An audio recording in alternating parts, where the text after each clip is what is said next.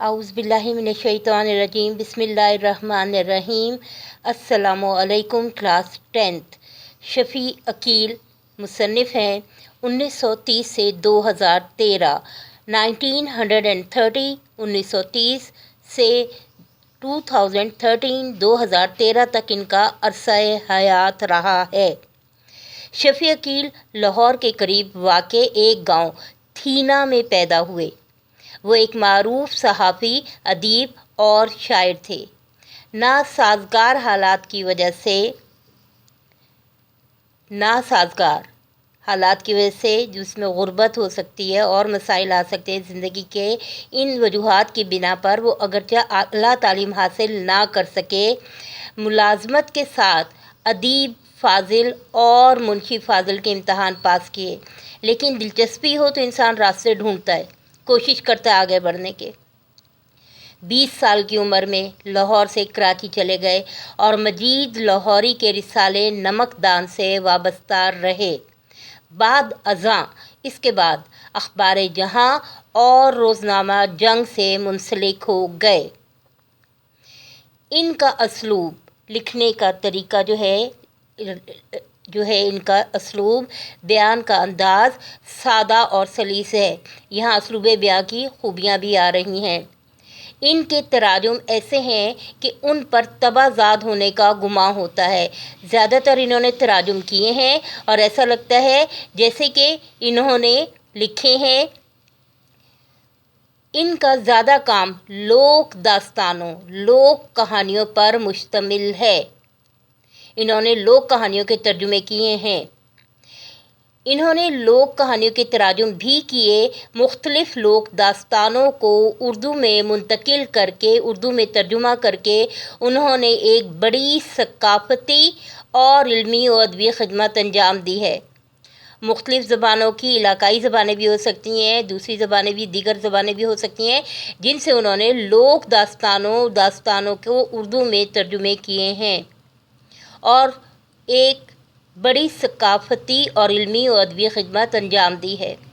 इनकी तसानीफ़ और तालीफ़ात में पंजाब की लोक कहानियाँ, पंजाबी लोक दास्तानें, चीनी लोक कहानियाँ, जापानी लोक कहानियाँ, ईरानी लोक कहानियाँ, पेरस है, मजीद लाहौरी अदबी मुकालमे और हमारी मंजिल, गाज़ी या शहीद शामिल हैं। इनकी एक तसनीफ़ पंजाब रंग पर इन्हें राइटर्स गिल्ड की तरफ से इनाम भी मिला, जो कि अंजुमन है राइटर्स की, मुसन्निफ़ीन की, वहाँ से इन्हें इनाम भी मिला है उनकी तसनीफ़ पंजाब रंग पर। आप कराची में मुकीम और बतौर सहाफ़ी रोज़नामा जंग से वाबस्ता थे। ये हो गया जनाब तारुफ शफ़ी अकील। लोक कहानी की तारीफ़, लोक दास्तान की तारीफ़, कहानी की तारीफ़ आपको बता देते हैं।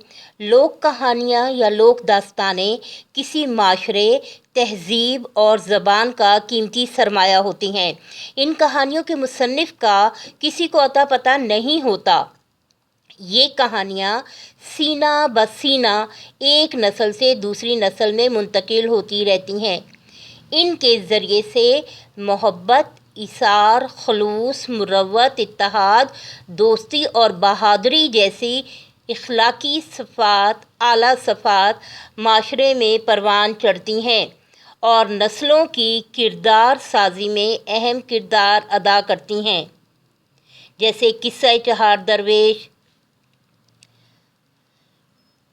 दास्ताने अमीर हमज़ा, सिंदबाद जहाज़ी, रुमानवी लोक दास्तानें, नूरी जान तमाची वग़ैरह। सबक नंबर 7 है हमारा चुगलखोर, जो कि एक लोक दास्तान है शफ़ी अकील का लिखा हुआ। हम उसकी मश्क करेंगे। लोक दास्तान की तारीफ़ आपको बता दी गई। इससे पहले भी हम एक दास्तान पढ़ चुके हैं। कौन सी? परिस्तान की शहज़ादी। आज हम लोक दास्तान चुगलखोर की मश्क कर रहे हैं। सवाल नंबर 1 है, किसान ने खुद किसान ने चुगलखोर को किन शराइत पर मुलाजिम रखा? मश्क है जनाब चुगलखोर की, जो कि लोक दास्तान है। सवाल नंबर 1 था, किसान ने चुगलखोर को किन शराइत पर मुलाजिम रखा? जवाब है, किसान ने चुगलखोर को 2 शराइत पर मुलाजिम रखा था। नंबर 1, रोटी कपड़ा फराहम करना। नंबर 2, 6 माह बाद, 6 महीने के बाद चुगली खाने की इजाज़त देना। सवाल नंबर 2 है बे, चुगलखोर ने किसान की बीवी को क्या कहकर बदगुमान किया? चुगलखोर ने किसान की बीवी को ये कहकर बदगुमान किया कि किसान कोढ़ी हो गया है और उसने ये बात छुपाई हुई है। यकीन दिलाने के लिए उसे कहा कि वो खुद तस्दीक कर सकती है। कोढ़ी आदमी का जिस्म नमकीन हो जाता है, ज़बान लगाकर देख सकती है। जीम है, हर चुगलखोर किस बात को मानने से इनकार करता है? हर चुगलखोर ये बात मानने से इनकार करता है कि वो चुगलखोर है, क्योंकि ऐसे आदमी को कोई भी पसंद नहीं करता और भगा देता है। दाल है, चुगलखोर को अपनी बुरी आदत से क्या नुकसान उठाना पड़ा? चुगलखोर को अपनी बुरी आदत से ये नुकसान उठाना पड़े। नंबर 1, गांव में इज्जत ना रही, एतबार ना रहा, गांव छोड़ना पड़ा। नंबर 2, मुलाजमत से हाथ धोने पड़े। नंबर 3, नौबत फाकों तक पहुंच गई। नंबर 4, ज़िंदगी में बेसुकूनी और परेशानी रही। सवाल नंबर 2 है, लोक कहानी का खुलासा लिखना है। लोक कहानी की मुख्तसर तारीफ़ करनी है। लोक कहानी की तारीफ़ आपको जो है अभी बताई गई है, शुरू में मश्क करवाने से पहले वही तारीफ़ आप यहाँ लिखेंगे। और आपके सबक के इब्तदाई हिस्से में शुरू में भी लोक कहानी की तारीफ़ दी गई है कि लोक कहानियाँ या लोक दास्तानें किसी माशरे, तहजीब और ज़बान का कीमती सरमाया होती हैं। इन कहानियों के मुसन्निफ़ का किसी को अता पता नहीं होता। ये कहानियाँ सीना ब सीना एक नस्ल से दूसरी नस्ल में मुंतकिल होती रहती हैं। इनके ज़रिए से मोहब्बत, इसार, खलूस, मुरव्वत, इत्तेहाद, दोस्ती और बहादुरी जैसी सिफ़ात माशरे में परवान चढ़ती हैं और नस्लों की किरदार साजी में अहम किरदार अदा करती हैं। ये थी जनाब लोक कहानी की मुख्तसर तारीफ़। इसके बाद दुरुस्त जवाब मुंतखब कीजिए। खुलासा यहाँ पे तो नहीं लिखा, जो ओल्ड सिलेबस है, पुरानी किताबें, वहाँ पे खुलासा का भी कहा हुआ है, वो आपको ख़ुद लिखना होगा। 1/4 हिस्सा होता है, 1/4 हिस्सा होता है, मुख्तसरन एक पैराग्राफ में बयान करना होता है। इसके बाद है सबक, चुगलखोर के मतन को सामने रख के दुरुस्त जवाब पर निशान लगाएं। सबक चुगलखोर मुसन्निफ़ की किस किताब से माखूज़ है? पंजाबी लोक दास्तानें। चुगलखोर कहाँ रहता था? गांव में। अपने गांव को छोड़कर चुगलखोर कहाँ पहुंचा? दूसरे गांव में। चुगलखोर कौन सा काम जानता था? खेती बाड़ी का। चुगलखोर ने एक रोटी कपड़े के अलावा तनख्वाह की बजाय क्या रियायत मांगी? 6 माह बाद एक चुगली खाने की। चुगलखोर ने क्या बताया कि कोढ़ी का जिस्म हो जाता है नमकीन? चुगलखोर इसलिए नहीं मानता कि वो चुगलखोर है कि उसे के किसान के भाइयों और सालों से डरता है। चुगलखोर है कि नंबर 3 पर है, किसान के भाइयों और सालों से डरता है।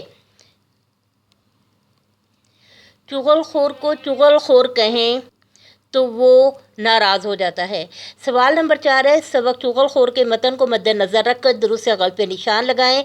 चुगलखोर खेती बाड़ी का काम जानता था, दुरुस्त। चुगलखोर ने किसान की बीवी को बताया कि किसान का जिस्म नमकीन हो गया, गलत।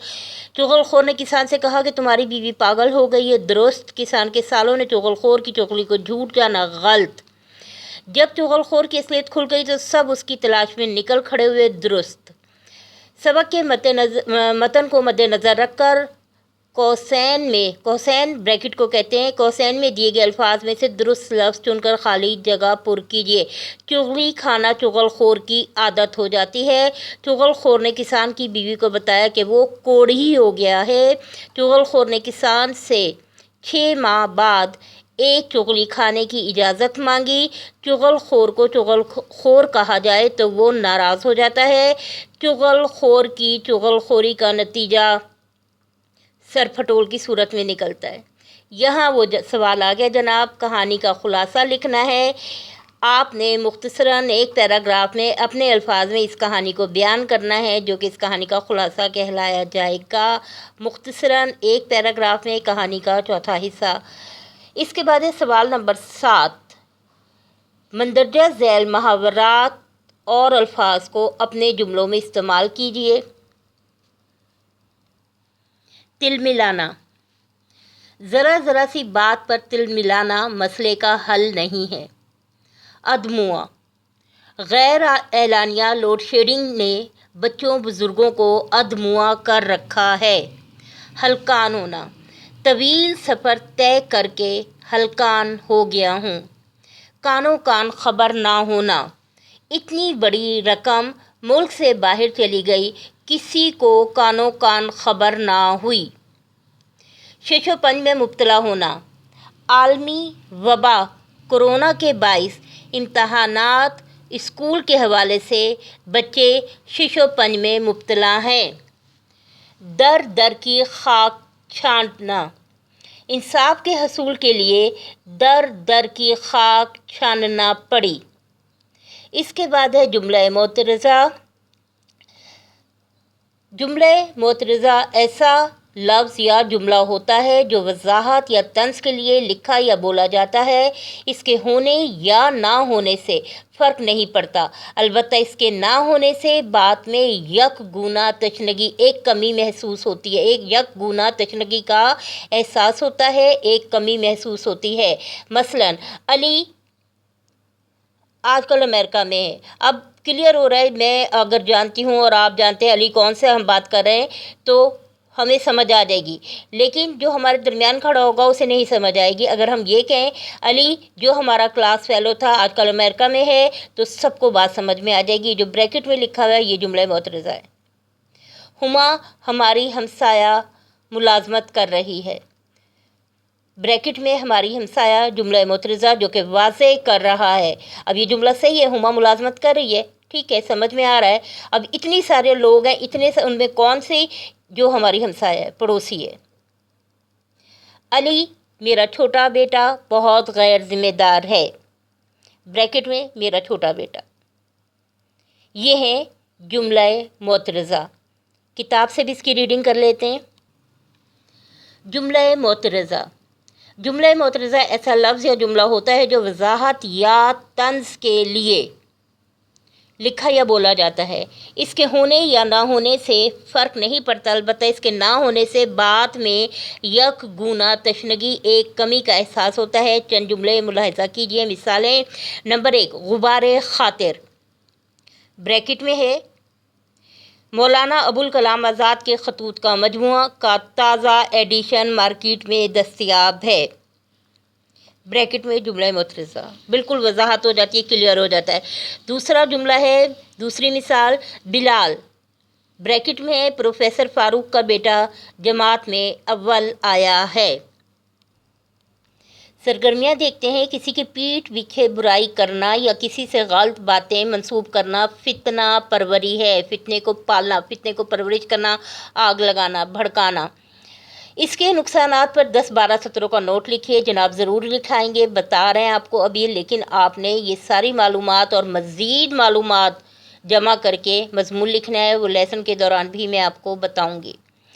طلبہ اپنے اساتذہ سے پوچھ کر کسی اور مصنف کی لوک کہانی پڑھیں، قصہ چہار درویش پڑھ لیں، داستان امیر حمزہ پڑھ لیں، اور آپ کو جو لوک کہانیوں میں آپ کو نام بتائے گئے ہیں ان میں سے آپ کوئی سی بھی پڑھ سکتے ہیں، بلکہ پڑھنے کی عادت ڈالیے، چاہے وہ اخبار ہی کیوں نہ ہو، اس لیے کہ اس سے آپ کی ویکیبلری میں، ذخیرہ الفاظ میں اضافہ ہوتا ہے، آپ کی رائٹنگ میں ایکسپریشنز آتے ہیں، آپ کی تحریر جان پکڑتی ہے، جو کہ مؤثر ہوتی ہے، اثر انداز ہوتی ہے، اور پھر بات بآسانی سمجھ میں آ جاتی ہے، الجھی ہوئی تحریریں نہیں ہوتی۔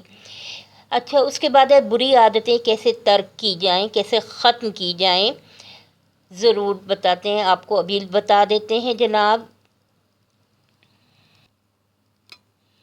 بات ہو رہی تھی فتنہ پروری کے نقصانات کی۔ اسلام میں حقوق العباد کی بہت اہمیت بیان کی گئی ہے۔ درگزر معاف کرنے والے کو اللہ تعالیٰ پسند کرتے ہیں۔ درگزر کرنے والے معاف کرنے والے اللہ کو پسند ہیں۔ غصے کو جہنم کی آگ کہا گیا ہے۔ معاشرے میں کسی بھی قسم کی بے راہ روی، چغلی، غیبت، جھوٹ، حسد، انتقام کی آگ، غصہ کرنا ہو یا اشتعال دلانے کو معاشرے کا امن و سکون برباد کرنے والے ہر اخلاقی عیوب کے حوالے سے کہا گیا ہے کہ یہ وہ لوگ ہیں جو اپنی جانوں پر ظلم کرتے ہیں، جہنم کی آگ کا ایندھن ہیں۔ سورہ الحجرات آیت نمبر 11-12 میں ارشاد ہوتا ہے، اے لوگو جو ایمان لائے ہو، ایک دوسرے کا مذاق نہ اڑاؤ، کیا پتہ وہ تم سے بہتر ہوں، آپس میں ایک دوسرے پر لعن طعن نہ کرو، نہ ایک دوسرے کو برے القابات سے یاد کرو، یعنی ایک دوسرے کے برے نام نہ رکھو۔ ایمان لانے کے بعد فسق، برائی میں نام پیدا کرنا بری بات ہے۔ جو لوگ اس روش سے، اس طریقے سے باز نہ آئے، وہی ظالم ہیں۔ اے ایمان والو، بدگمانی اور غیبت سے پرہیز کیا کرو۔ کیا تمہارے اندر کوئی ایسا ہے جو اپنے مرے ہوئے بھائی کا گوشت کھانا پسند کرے؟ اللہ سے ڈرو، اللہ بڑا توبہ قبول کرنے والا رحیم ہے۔ فتنہ پروری سے نہ صرف معاشرے کا بلکہ ہمارا اپنا امن و سکون بھی برباد ہو جاتا ہے۔ صحت، زندگی، صلاحیتیں، وقت، روپیہ، پیسہ، سب کچھ داؤ پر لگ جاتا ہے۔ ایک فرد کا کیا دھرا تمام گھر خاندان کو مصیبت و پریشانی میں مبتلا کر دیتا ہے۔ خیر برکت اٹھ جاتی ہے، بیماریاں، بلڈ پریشر، اعصابی تناؤ، نیند کی کمی، طبیعت میں بے چینی، چڑچڑاپن آ جاتا ہے۔ دوسروں کو برباد کرنے، تباہ کرنے، نقصان پہنچانے کے چکر میں خود کو تباہ کر بیٹھتے ہیں۔ دوسرے کی مدد سے جو روحانی سکون ملتا ہے وہ عنقا ہو جاتا ہے، ختم ہو جاتا ہے۔ زندگی اور آخرت دونوں کا پچھتاوا۔ اپنے ہی گھر، لوگوں، خاندان میں عزت نہیں رہتی، لوگ کنارہ کشی اختیار کرتے ہیں، ملنا جلنا پسند نہیں کرتے، انسان بے توقیر ہو کر رہ جاتا ہے۔ دنیا کے تمام معاملات میں لڑائی جھگڑے، قتل فساد، دہشت گردی کی راہ، اخلاقی عیوب، منفی سوچ، انتقام، حسد، فتنے ہی سے ہموار ہوتی ہے۔ یہ معاشرتی ناسور انسان کو اشرف المخلوق سے شر الدواب، بدترین جانور کے مقام پر لا کھڑا کرتا ہے، مقام انسانیت سے گرا دیتا ہے۔ اگر ایک انسان کی زندگی بچانا انسانیت کو بچانے کے مترادف ہے تو کسی ایک فرد کو تکلیف پہنچانا پوری انسانیت کو تکلیف پہنچانے کے مترادف ہے۔ کسی کا برا سوچ کر ہمارا کبھی بھی بھلا نہیں ہو سکتا۔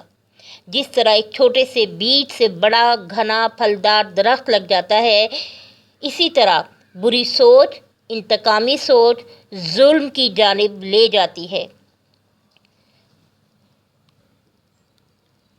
سفاکیت، وحشی پن، جنگی جنون، الزام تراشیاں فرد سے معاشرہ، قوم، ملک، دنیا کو آکاش بیل کی مانند لپٹ کر زندگی چھین لیتی ہیں۔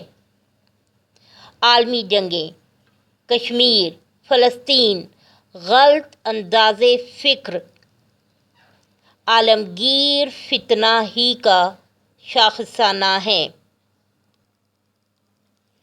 بالکل اسی طرح جیسے ایک چھوٹی سی چنگاری سے آگ بھڑک اٹھتی ہے، ایک چھوٹی سی چنگاری آگ لگنے کا سبب بن جاتی ہے، اسی طرح فتنہ سب کچھ تباہ کر کے رکھ دیتا ہے۔ اسی لیے قرآن میں ارشاد باری تعالیٰ ہے، فتنہ قتل سے شدید ہے۔ یہ تھا جناب سرگرمی نمبر 1۔ سرگرمی نمبر 2 ہے لوک کہانی کی تعریف۔ آپ کو 2-3 دفعہ بتا دی جا چکی ہے، ایکسرسائز سے پہلے بھی بتائی گئی ہے اور درمیان میں بھی لوک کہانی۔ اس کے بعد تیسری سرگرمی تھی بری عادتیں کیسے ترک کی جائیں، کیسے ختم کی جائیں، کیسے چھوڑی جائیں۔ 3 نکات آپ کو کہا گیا ہے، آپ کو یہاں بتائے جا رہے ہیں 3 نکات۔ مضبوط قوت ارادی کے بغیر، خوف خدا رکھے بغیر، اچھے ماحول کے بغیر ان کو ختم کرنا مشکل ہو جاتا ہے۔ بری عادات ترک کرنے کے لیے نمبر 1، اس چیز پر یقین رکھیے، کامل یقین رکھیے، مکمل یقین رکھیے کہ برائی برائی ہے، چھوٹی ہو یا بڑی، تباہی کا پیش خیمہ ہے۔ اس بات پر مان جائیں کہ برائی برائی ہے۔ اگر کوئی آپ کو روک رہا ہے اور برا کہہ رہا ہے تو پھر اس کو مائنڈ کرنے کی ضرورت نہیں ہے۔ اس بات کو پر دل اور دماغ کو آمادہ کر لیں کہ برائی برائی ہے، چھوٹی ہو یا بڑی، تباہی کا پیش خیمہ ہے۔ اس کے بعد پہلا اہم چیز کہ اگر ہم بری عادتیں چھوڑنا چاہتے ہیں، قرآن اور سنت کو پکڑ لیں۔ صرف ہل کے پارا ختم کرنا، مکمل کر کے رکھ دینا، کیا سمجھ میں آیا؟ جب بات سمجھ ہی میں نہیں آئی تو عمل کیسے ہوگا؟ ایک لیسن، ایک چیپٹر کسی بک کا، فزکس، کیمسٹری، میتھس کا کوئی فارمولا سمجھ میں نہ آیا، ہمیں کتنی بے چینی ہوتی ہے کہ کیوں نہیں سمجھ میں آیا۔ کلام پاک 30 پارے، 114 صورتیں، اور ایک ایوریج پاکستانی کی عمر ہے 50 سے 60 سال، اور پھر قرآن سمجھ نہ آئے تو پھر ہم اپنے آپ کو مسلمان کیسے بنائیں گے؟ ہمارے معاملات کیسے صحیح ہوں گے؟ ہمارا لین دین کیسے صحیح ہوگا؟ خوف خدا، جہاں کوئی نہیں دیکھ رہا وہاں خدا دیکھ رہا ہے، اللہ دیکھ رہا ہے۔ یہ جان اللہ نے دی ہے، یہ زندگی اللہ کی عطا ہے اور مجھے اس کو واپس دینی ہے۔ خوف خدا رکھیے، اس لیے کہ آپ کے میرے ذہن میں آئی ہوئی سوچ، میری اور آپ کی نیت ارادہ بھی اللہ جانتا ہے۔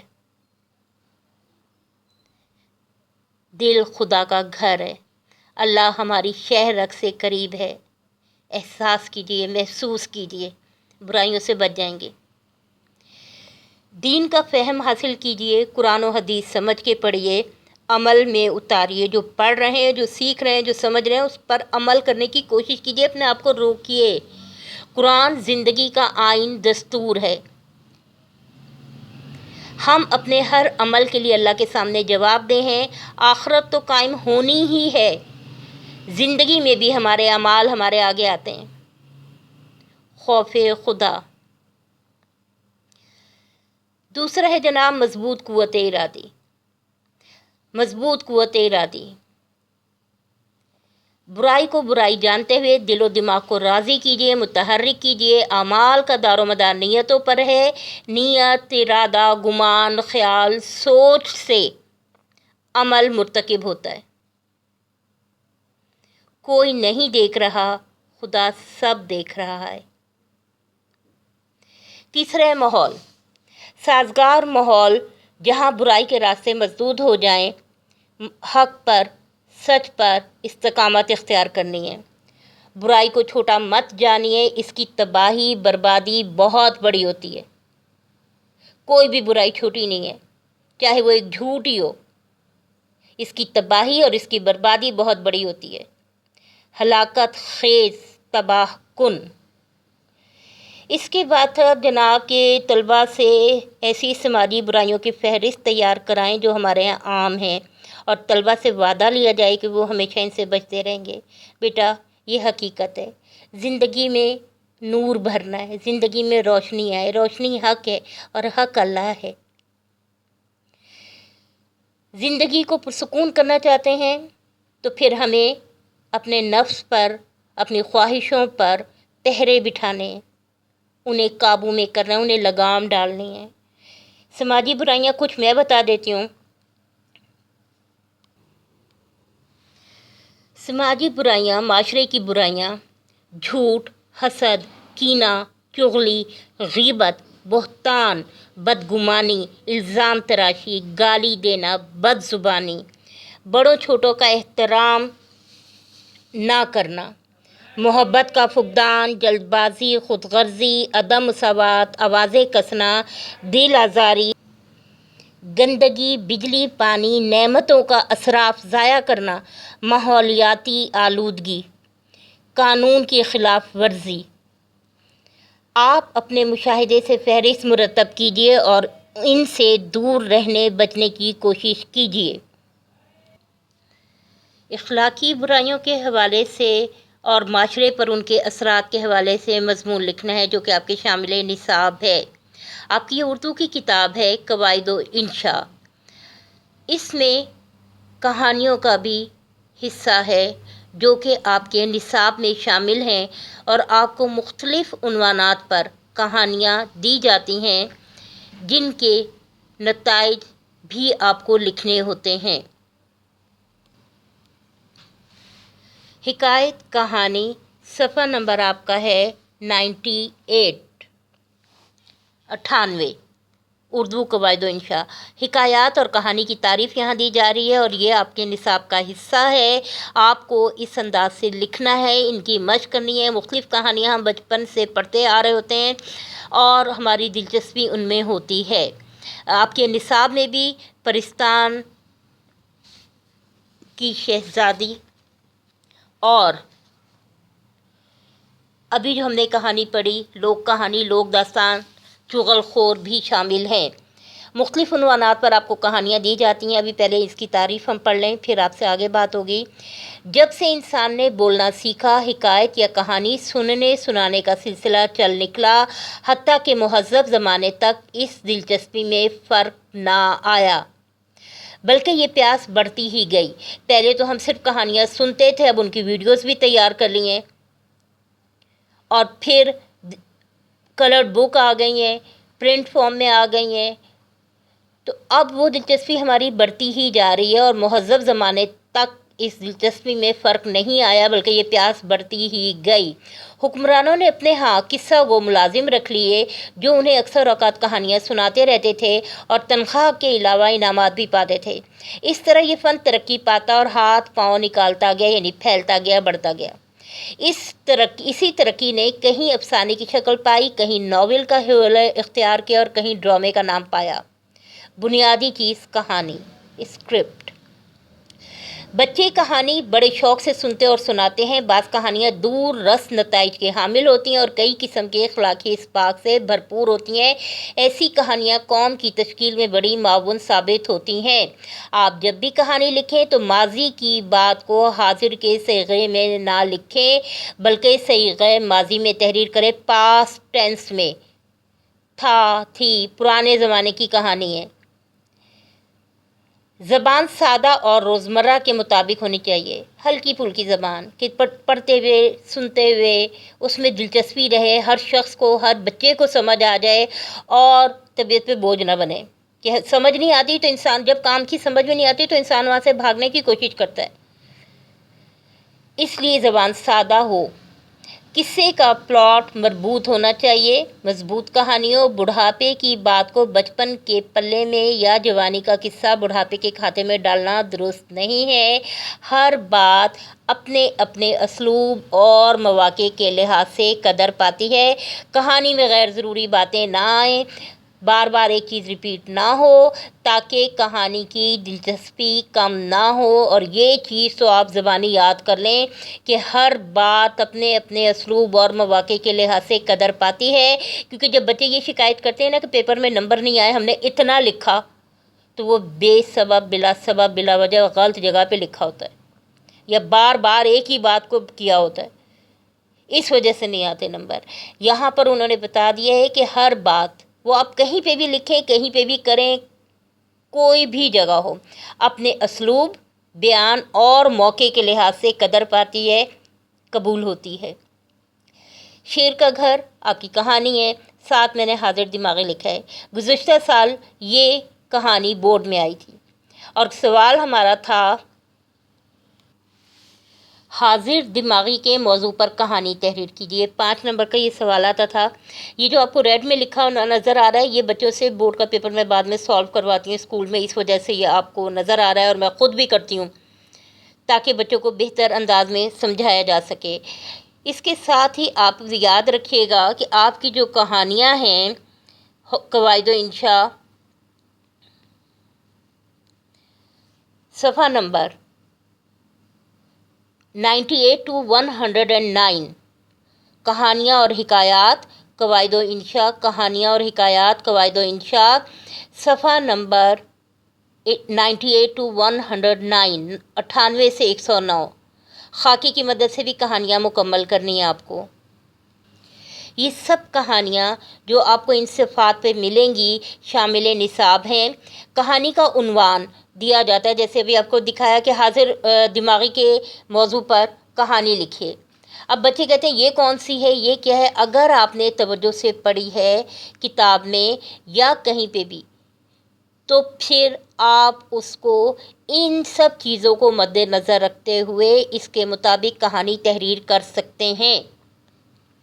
نیکسٹ پیج پہ دیکھیے جناب، آپ جب اس کہانی کا اختتام ہو رہا ہے تو وہاں آپ نے نتیجے کی ہیڈنگ ڈالنی ہے، اور پھر آپ نے بتانا ہے کہ حاضر دماغی نے ثابت کیا کہ انسان جنگل کے بادشاہوں کا بھی بادشاہ ہے، اور یہ نتیجہ الگ ہوتا ہے۔ 5 نمبر کے ابھی تک جو پیٹرن تھا، اب مارکنگ اسکیم چینج ہو کر بورڈ سے آنی ہے، لیکن ابھی تک جو پیٹرن تھا اس میں 5 نمبر کی کہانی آتی تھی، جس میں 1 نمبر آپ کی کہانی کے جو نتیجہ آپ دیتے ہیں اس کا ہوتا تھا۔ تو اس لیے ہمیں تو ایک نمبر کے لیے جو ہے محنت کرنی ہے تاکہ ہم کر سکیں۔ ان کہانیوں کو آپ کو جب موقع ملے، وقت ملے، آپ کو صفحات نمبر بتا دیے گئے ہیں قواعد و انشاء کے، صفحہ نمبر 98 to 109، اور خاکی کی مدد سے جو کہانیاں ان کے بھی عنوان بھی دینے ہیں، اور عنوان کے ساتھ آپ کو اس کے مکمل کرنے کے بعد، لکھنے کے بعد نتیجہ بھی لکھنا ہے۔ اس کی مشق کرنا لازمی ہے کیونکہ یہ شامل نصاب ہیں۔ یہ خاکے کی مدد سے کہانی جو ہے صفحہ نمبر 107 پر آپ کو دی گئی ہے، اور اس سے آگے جا رہی ہے 109 تک۔ آپ نے کہانی کا عنوان لکھنا ہے، اس کہانی کو مکمل کر کے لکھنا ہے، اور آخر میں نتیجے کی ہیڈنگ دینی ہے اور آگے نتیجہ لکھ دینا ہے۔ اس طریقے سے آپ کا یہ کام مکمل ہو جائے گا۔ اپنا خیال رکھیے، سب کا خیال رکھیے۔ محنت کرنی ہے، محنت کے بغیر کامیابی ممکن نہیں ہے۔ اللہ تعالیٰ آپ کا حامی و ناصر، خوش رہیں۔ اللہ حافظ۔